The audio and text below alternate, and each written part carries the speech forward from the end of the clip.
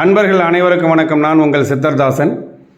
2024 வருடம் மே மாதம் 1ஆம் தேதி நடைபெற்ற குரு பயிற்சியினுடைய பலன்களில் துலாம் ராசி மற்றும் துலாம் லக்னம், துலாம் ராசியாக இருந்தாலும் துலாம் லக்னமாக இருந்தாலும் இந்த பதிவை முழுமையாக பாருங்கள். இந்த பதிவில் சில முக்கியமான தகவல்களை சொல்லியிருக்கேன். அதாவது இந்த குரு பகவான் இந்த பயிற்சியில் 8ஆம் இடத்துக்கு வரார். அப்போ 8ஆம் இடத்துக்கு குரு பகவான் வர்றதுனால ஏற்படக்கூடிய பாதகங்கள் என்ன, சாதகங்கள் என்ன, பாதகங்கள் அப்படின்றது உண்மையிலே இருக்கா அப்படின்றதையும் முழுமையாக இந்த பதிவை பாருங்கள். பதிவு பிடித்திருந்தால் சப்ஸ்கிரைப் பண்ணுங்கள், ஷேர் பண்ணுங்கள், கமெண்ட் பண்ணுங்கள். ஜோதிடம் தொடர்புடைய சந்தேகங்கள் உங்களுக்கு இருந்துச்சு அப்படின்னு சொன்னால் கமெண்ட் பாக்ஸில் போடுங்க. என்னால் முடிந்த வரைக்கும் நீங்கள் கேட்கின்ற கேள்விகளுக்கு விளக்கமும் பதிலும் அளிக்க கடமைப்பட்டிருக்கிறேன். இப்போ அந்த குரு பயிற்சியை பொறுத்த வரைக்கும் 8ஆம் இடத்துக்கு போயிடுது இல்லையா? கிராமங்களில் ஒரு வழமொழி சொல்லுவாங்க, அகப்பட்டவனுக்கு அஷ்டமத்தில் குரு, ஓடிப்போனவனுக்கு 9ஆம் இடத்துல குரு அப்படின்னு சொல்லுவாங்க. இதை புலிப்பாணி சித்தர் என்ன சொல்கிறாரு? புலிப்பாணி சித்தரை பொறுத்த வரைக்கும் அவருடைய பாடல்களில் இந்த குரு பகவான் 8ஆம் இடத்துக்கு போனால் கேளப்பா 8க்கு வேசிகல்லன், கெடுதி இல்ல மனைவி பகை நோயால் கண்டம், ஆளப்பா அரசர் பகை பொருளும் சேதம், அப்பனே அவமானம் கொல்வான் டம்படன், யாருக்கு தோஷம் உண்டு தார்வேந்தர் பகையும் உண்டு, ரோகம் உண்டு கூறப்பா ஈராரில் எங்கோ நாட்சி, குற்றமில்லை சென்மனுக்கு யோகங்கூரே அப்படின்னு சொல்லியிருக்கிறார். அதாவது அஷ்டமத்தில் 8ஆம் இடத்துல போயிட்டு குரு பகவான் போயிட்டா திருடர்களால் பயம் ஏற்படும், வேசிகளால் ஆபத்து ஏற்படும் அப்படின்ற. அப்போ பெண்களுடைய விஷயத்தில் கவனமாக ஜாக்கிரதையாக இருக்க வேண்டும். அப்போ பெண்கள் அப்படின்னு சொன்னாக்கா நம்ம யாரோ ஒரு பெண்கள், அவர்கள் தவறான பெண்கள் அப்படிலாம் நம்ம நினைக்க வேண்டியதில்லை. பெண்கள் விஷயத்தில் கவனமாகவும் எச்சரிக்கையாகவும் இந்த ஒரு வருட காலத்திற்கு நாம் இருக்க வேண்டும் அப்படின்றது தான் துலாம் ராசி மற்றும் துலாம் லக்கணத்தை சேர்ந்தவர்களுக்கு புலிப்பாணி சித்தர் சொல்லக்கூடிய விஷயம். அப்போ கெடுதியுள்ள மனைவி பகை நோயால் கண்டம். அப்போ என்ன அர்த்தம்னா, மனைவியால் பகை ஏற்படுமா? இல்லை, தீய குணமுள்ள மனைவியால் பகை ஏற்படும். அதுதான் எப்பயுமே ஒரு மனைவி அப்படின்றவங்க ஒரு மனைவியாகவே நடந்துக்கிட்டாங்க அப்படின்னு சொன்னால் அவர்களால் உங்களுக்கு அதிர்ஷ்டமும் யோகமும் தான் கிடைக்கும். ஆனால் தீய எண்ணமும் தீய குணமும் இருக்கக்கூடிய மனைவி இருந்தால் அவங்களால பகை என்பதும் கண்டம் ஏற்படும், நோய் ஏற்படும் அப்படின்றத சொல்கிறார். ஆளப்பா அரசர் பகை பொருளும் சேதம், அரசர்களால் ஆபத்து ஏற்படும், அரச காரியங்கள் எதுவும் ஆகாது, பொருள்கள் சேதம் ஏற்படும், அப்பனே அவமானம் கொல்வான் டம்பன் அப்படின்னு சொல்கிறாங்க. அப்போ அவமானங்கள் ஏற்படும். இதெல்லாம் எப்போ அப்படின்னு சொல்லி கேட்டிங்கன்னா நீங்கள் 2 விதமாக பார்க்கணும் அப்படின்றது தான் என்னுடைய இந்த ராசி பலனில் நான் சொல்லக்கூடிய கருத்து. 2 விதமாக நான் எப்படி பார்க்கறது? துலாம் ராசிக்காரர்களுக்கு குரு பகவான் எந்த காலத்தில் நன்மை செய்தார் இப்படி தான் பார்க்கணும். அப்போ துலாம் ராசிக்கு அல்லது துலாம் லக்கணத்திற்கு இந்த குரு பகவான் 3 மற்றும் 6 கிரகம் இல்லையா? அப்போ 6ஆம் ஸ்தான அதிபதி ருணம் சத்ரு ரோகத்தை தானே கொடுத்துட்டு இருப்பார். குரு பகவான் குரு தசையில் துலாம் ராசிக்காரர்களை நல்லது செய்தாரா, வாழ வைத்தாரா, மாட மாளிகை கூட கோபுரங்கள்னு நம்ம கட்டணுமா, அரசர் குலத்தில் பதவிக்கு போகணுமா, அரசியலில் செல்வாக்கில் நம்ம ஏற்பட்டுமா, அல்ல வேலை பார்த்து கொண்டு இருக்கிற இடத்துல நிம்மதியும் ப்ரமோஷன் கிடைச்சதா அப்படின்னா இல்லை அப்படின்றதான். எப்போது குரு தசை காலகட்டங்களில் அல்லது வேறு தசை நடந்து கொண்டிருக்கக்கூடிய காலகட்டங்களில் குரு பகவானுடைய புத்தி நடக்கின்ற காலகட்டங்களில் நல்ல விஷயங்கள் நடந்துச்சா? இல்லை. அப்போ என்ன அர்த்தம்?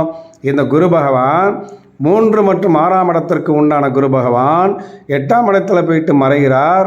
அப்படி மறைந்திருக்கக்கூடிய குரு பகவான் நம்மளுடைய ராசிக்கு யார் அதிபதியோ அவருடைய வீட்டில் போயிட்டு மறைகிறார். சுக்கிரனுடைய வீடு இல்லையா ரிஷபம்? அந்த ரிஷபம் என்கின்ற சுக்கிரனுடைய வீட்டில் போயிட்டு குரு பகவான் மறைகிறதுனால துலாம் ராசி மற்றும் துலாம் லக்கணக்காரங்களுக்கு சுக்கிரன் தானே அதிபதி. அப்போ அவருடைய வீட்டில் உட்காந்துட்டு இவர் கெடுதல் செய்வாரா? கண்டிப்பாக இல்லை அப்படின்றத நம்ம எடுத்துக்கணும். ஆனால் அகப்பட்டவனுக்கு அஷ்டமத்தில் குரு. அப்போ இல்லற பொறுப்புகள் என்பது அதிகரிக்கும். வீட்டிற்கு நாம் செய்ய வேண்டிய கடமைகள், வீட்டிற்கு நாம் செய்ய வேண்டிய தேவைகளுடைய நிலைமை அதிகரிக்கும். அதற்குண்டான வருமானமும் வரும். அந்த வருமானம் எப்படி வருகிறதோ அதை தாண்டி செலவுகள் காத்து கொண்டு அணிவகுத்து நிற்கும் அப்படின்றது தான்.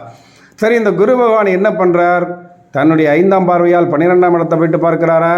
அப்போ 5ஆம் பார்வையால் 12ஆம் இடத்தை போயிட்டு பார்க்கும்போது அந்த 12ஆம் இடம் என்பது புதனுடைய வீடு இல்லையா? புதன் என்பவர் 12 கூடிய கிரகம். மறைந்த புதன் தானே நிறைந்த தனலாபத்தை கொடுப்பார். அப்போ மறைந்த புதன் நிறைந்த தனலாபத்தை கொடுப்பார்னா அந்த வீட்டை போயிட்டு குரு பகவான் பார்க்கறதுனால நம்முடைய தேவைக்கு அதிகமாகவே பணம் வரும். ஆனால் அந்த பணத்தை நாம் சுப செலவுகளாக மாற்ற வேண்டும் அப்படின்றது தான் இதில் நீங்கள் புரிந்து கொள்ள வேண்டிய ஒரு அவசியமான செய்தி. சுப செலவுகளாக மாற்றலாம். குழந்தைகளுடைய தேவைகளை நிறைவேற்றி கொடுக்கலாம். குழந்தைகளுக்கு தேவையான இதுவரைக்கும் நம்ம என்னென்னலாம் செய்யணும் அப்படின்னு நம்ம ஆசைப்பட்டிருந்தோமோ அது எல்லாத்தையும் நம்ம நிறைவேற்றி கொடுக்கலாம். வீடு கட்டுவது, வீடு கட்டினது பாதியிலே நிற்கிறது, அல்லது வீட்டிற்கு தேவையான அத்தியாவசிய பொருட்களை வாங்கி கொடுப்பது, கோல்டு தங்க நகைகளை சேர்த்து வைப்பது, இது எல்லாமே செஞ்சுக்கலாம். என்ன, அதுக்கு பேர் தான் சுப விரயம். கையில் பணத்தை வச்சுருந்தா தானே அது வீண் விரயமாகும். அப்போ வீண் விரயத்திற்கு வழி கொடுக்காமல் அதை சுப விரயமாக மாற்றிக்கொள்ளலாம். சரி, கணவன் மனைவி உறவு எப்படி இருக்கும் அப்படின்னா இந்த குரு பகவான் என்ன பண்ணுறார், நம்முடைய 2ஆம் இடத்தை விட்டு பார்க்கிறார். தனம் வாக்கு குடும்பஸ்தானத்தை போய் பார்க்கிறார். அப்போது இந்த ஒரு வருட காலம் குரு பகவான் 7ஆம் இடத்துல இருக்கும்போது நம்ம என்ன அள்ளி கட்டணுமா? குரு பகவான் 7ஆம் இடத்தில் இருக்கும்போது மிகப்பெரிய சாதனைகளை பண்ணணுமா? இல்லை. அப்போ அந்த ஒரு வருடத்தில் நீங்கள் எடுத்த அந்த முயற்சிகளுக்கு உண்டான வெற்றியை இந்த முறை குரு பகவான் கொடுப்பார். கடந்த காலங்களிலே நீங்கள் சொன்ன சொல்லை நிறைவேற்ற முடியாமல் போணுச்சு இல்லையா? வார்த்தை தடுமாற்றம். எப்பாடுபட்டாவது நாம் அந்த சொன்ன சொல்லை நிறைவேற்றணும் அப்படின்னு சொல்லி கடைசியாக நிறைவேற்ற முடியாமல் மனசு சங்கடமாக இருந்துச்சு இல்லையா? அந்த வார்த்தைகள் நம் சொன்ன சொல்லையெல்லாம் காப்பாற்றி கொள்ளலாம். நம்முடைய திட்டங்களை எல்லாம் நிறைவேற்றி கொள்ளலாம். பொதுவாகவே நீதி, தர்மம், நியாயம் இப்படி பார்த்து பார்த்து பார்த்து பார்த்து பக்குவ நிலைக்கு வந்திருக்கக்கூடிய ராசி அப்படின்னா இந்த துலாம் ராசி மற்றும் துலாம் லக்கணத்தை சேர்ந்தவர்கள். அப்போ ஏற்கனவே நீதி, நியாயம், தர்மம் அப்படின்னு இருக்கிறவங்களை குரு பகவான் கெடுக்க மாட்டார் அப்படின்றத நம்ம கணக்கில் எடுத்துக்கிட்டு இந்த 12ஆம் இடத்தினுடைய பார்வையின் காரணமாக நமக்கு வரக்கூடிய வருமானத்தை சுப செலவுகளாக மாற்றிக்கொண்டு 2ஆம் இடத்தை விட்டு பார்க்கிறார் இல்லையா? 7ஆம் பார்வை, அதுதான் பொன்னிற பார்வை. அப்படி பார்க்கறதுனால தனம் தாராளமாக வரும். சொன்ன சொல்லை நிறைவேற்றிக் கொள்ளலாம். குடும்பத்தில் கணவன் மனைவி உறவு என்பது இது நாள் வரைக்கும் இருந்ததை விட நெருக்கம், அந்யோன்யம் அதிகரிக்கும். ஒருவருக்கொருவர் மனம் விட்டு பேசிக்கொள்ளலாம். இது நாள் வரைக்கும் திருமண வயதில் இருந்தும் கூட திருமணம் தடைபட்டு கொண்டு தாமதமாகி இருந்தவர்களுக்குண்டான திருமணம் என்பது நல்லபடியாக நீங்கள் மனதில் நினைத்தபடியான திருமணங்கள் என்பது நடந்தே தீரும். அதே குரு பகவான் 4ஆம் இடத்தை விட்டு பார்க்கறதுனால காதல் திருமணத்தில் ஏதாவது ஒரு வகையில் தடைபட்டு கொண்டு பெற்றோர்களுடைய சம்மதம் கிடைக்காமல் இருந்தவர்களுக்கு பெற்றோர்களுடைய சம்மதமும் கிடைப்பதற்குண்டான லாபகரமான காலகட்டமாக இந்த காலகட்டம் இருக்கிறது. 4ஆம் இடம் சுகஸ்தானத்தை போய்ட்டு குரு பகவான் பார்க்கறதுனால உங்களுடைய அத்தியாவசிய தேவைகளை நிறைவேற்றிக் கொள்வதற்கு இது அற்புதமான காலகட்டமாக இருக்கிறது. தன்னுடைய தாயார் வழியில் இருந்த மனக்கசப்புகளெல்லாம் மாறி தாயாருடனும் தாயார் வழி உறவுக்காரர்களிடமும் குறிப்பாக மாமன் வழி உறவு இருக்கக்கூடியவர்களிடமும் அந்யோன்யம் நெருக்கம் என்பது அதிகரிக்கும். அவர்களுடைய அன்பும் ஆதரவும் உங்களுக்கு நன்றாக கிடைக்கும். படித்து கொண்டிருப்பவர்கள் கூடுதல் கவனம் செலுத்த வேண்டும். மாணவர்கள் மாணவிகள் கண்டிப்பாக கூடுதல் கவனம் செலுத்த வேண்டும். வெளிநாடு போய் படிக்கலாமா, வெளிநாட்டில் போய் வேலை பார்க்கலாமா? இப்போதைக்கு அத்தகைய முயற்சியை கைவிடுவது என்பது நல்லது. அப்படி இல்லாமல் நம்ம வெளிநாட்டுக்கு போகணும், ஒரு முறைக்கு 2 முறை தீர ஆலோசனை செய்துவிட்டு பிறகு செல்வது நல்லது. மொத்தத்தில் இந்த குரு பயிற்சி எப்படி இருக்குது? சில பாதக நிலைகளை கொடுத்தால் கூட பலவிதமான சாதக நிலைகளை கொடுக்கார். கடந்த காலங்களில் இருந்ததை விட இப்பொழுது இருக்கக்கூடிய இந்த குரு பயிற்சியால் ஏற்றமும் முன்னேற்றமும் இருக்கின்ற காலகட்டமாக இந்த காலகட்டம் இருக்கும்.